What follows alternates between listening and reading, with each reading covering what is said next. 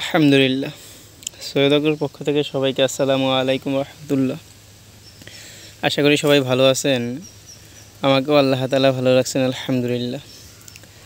আজকে জুন মাসের 8 তারিখ। তো আলহামদুলিল্লাহ আমাদের এই গাছের এই প্রজেক্টের বয়স, পুরো প্রজেক্টের বয়স আলহামদুলিল্লাহ 35 দিন। হ্যাঁ, আজকে যেহেতু 8 তারিখ, তো গত মাসের 3 তারিখে আমরা আমাদের এই জমিতে বীজ রোপণ করেছিলাম। বীজ রোপণ থেকে আজকে 35 দিন। তো আলহামদুলিল্লাহ ইতিমধ্যে কিন্তু আপনারা গত ভিডিওতে দেখছেন বেশ কিছু ফল আমাদের জমিতে সেট হইতেছে। তো এখন আসলে কি করণীয়? আমাদের কিন্তু প্রতি গিটে গিটে আলহামদুলিল্লাহ জালি সেট হইতেছে। আপনাদেরকে যদি একটু লক্ষ্য করে দেখাই, দেখেন এই যে উপরেও কিন্তু জালি সেট হয়েছে, এই যে এখানে সেট হয়েছে। এরকম অসংখ্য, আসলে সব জায়গায় তো ঘুরাইয়া দেখানো পসিবল না। তো এরকম অসংখ্য জালি কিন্তু সেট হইতেছে আলহামদুলিল্লাহ। তো এই সময় কিন্তু গাছের দ্বিতীয় ধাপের যেই সারগুলো সেটা কিন্তু আপনাদেরকে দিতে হবে। তো আসলে আমরা যারা শসা চাষ করি তারা কিন্তু শসা চাষ কিন্তু আসলে খুবই সেন্সিটিভ একটা চাষ। আপনারা দেখেন যে চারপাশে গাছগুলো কি পরিমাণ ঝাপটাইছে আর কি পরিমাণ শাখা প্রশাখা বের হয়েছে। তো এই সময় আপনি যদি গাছকে সঠিক মাত্রায় খাবার না দেন, তাহলে কিন্তু আপনার গাছ যেই জালিগুলো আছে, জালিগুলো বিভিন্ন কারণে নষ্ট হয়ে যাবে। তো আপনি কিন্তু শুধু গাছই হবে, দেখা যাবে যে একটা পর্যায়ে গিয়ে গাছগুলো নষ্ট হয়ে যাবে। আপনি কিন্তু আর ওই রকম গাছ থেকে যে ফিডব্যাক পাওয়ার কথা ছিল এটা পাবেন না। আপনারা দেখেন এই যে এখানে কিন্তু কিছু জালি বড়ও হয়ে গেছে, অল্প কয়েকদিনের মধ্যে হারভেস্ট শুরু হবে ইনশাআল্লাহ। তো আমরা কিন্তু এই সময় এই যে দেখেন এই যে একেবারে উপর থেকে জালি সেট হওয়া শুরু হয়েছে, এই যে দেখেন উপরেও সেট হইতেছে।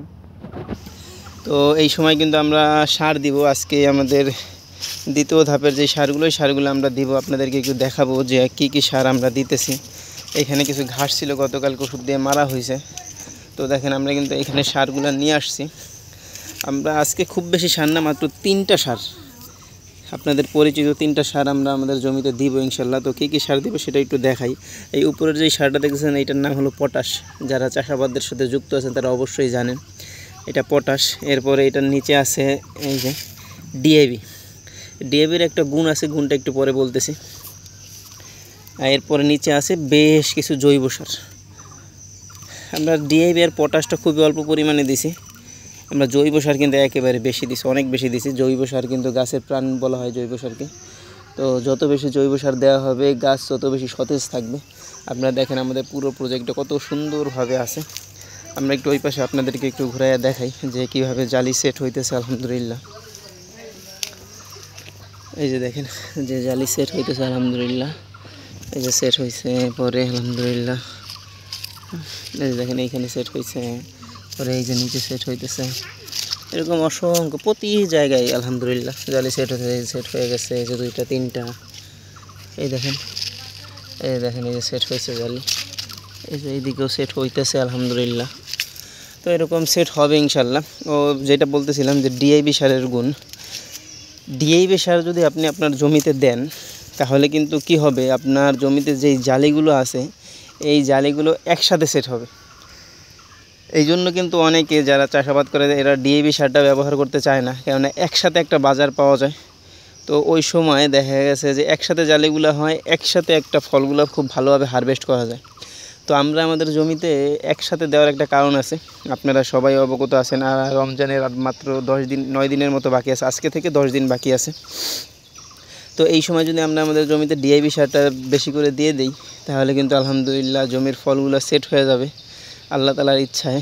তো আমরা কিন্তু রমজানের আগে ভালো একটা বাজার পাবো আশা করি ইনশাআল্লাহ। এই দেখেন এইদিকেও সেট হইতেছে, এই যে দেখেন ফল সেট হইতেছে। পরে এই যে দেখেন এই যে সেট ফল। পরে এই যে এইখানে দেখেন কিছু ফল নষ্ট হবে, এটা স্বাভাবিক বিষয়।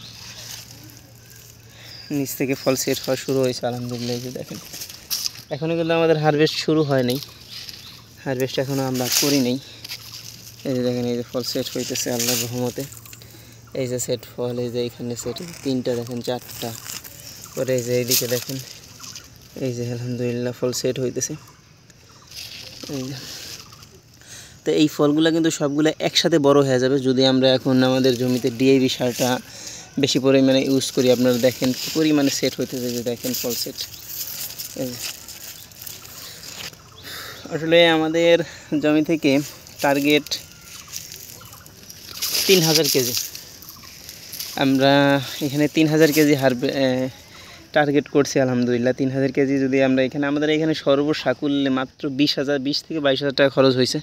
তো আমরা কিন্তু আপনাদেরকে দেখায় দিব ইনশাল্লাহ যে আমাদের কত টাকা খরচ হয়েছে আর কত টাকা লাভ হইলো, কত কী হইলো বা লস হইলো, হইতেই পারে। এটা দেখা গেছে আমরা কিন্তু আমাদের এই প্রজেক্টের সমস্ত আশা ছাইড়া দিয়েছিলাম।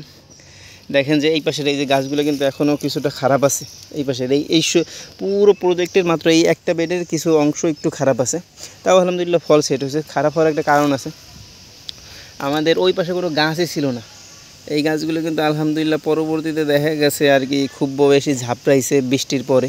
দেখা গেছে যে ঝড়ে যে পরিমাণ একটা ক্ষতি আমাদের হয়েছিল আর কি, সেই ক্ষতিটা আল্লাহ তালাই পুষাইয়া দিয়েছে।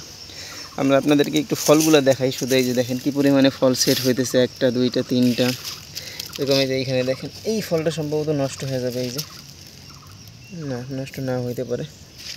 এই যে দেখেন কী পরিমাণে ফল সেট হইতেছে আল্লাহ তাআলার রহমতে। তো আমরা কিন্তু সমস্ত আশা ছাইড়া দিয়েছিলাম যে এইখান থেকে আমরা কোনো কিছুই পাবো না, সেইখান থেকে আল্লাহ তাআলা আমাদেরকে আবার আশা দেখাইছেন যে ইতিমধ্যে কী পরিমাণে ফলন সেট হইতেছে আল্লাহ তাআলার ইচ্ছায়। তো যাই হোক, আপনারা যারা ডিএপি সারটা ইউজ করবেন, তো মানে অল্প সময়ে বেশি ফল তো আসবে না, মানে যেটা আসবে এটা খুব দ্রুত সেট হয়ে যাবে, দ্রুত বড় একসাথে ফলগুলো আর কি সেট হয়ে যায়। তো আপনারা ডিএপি সারটা অবশ্যই ব্যবহার করতে পারেন, এটা কিন্তু অবশ্যই ভালো একটা সার।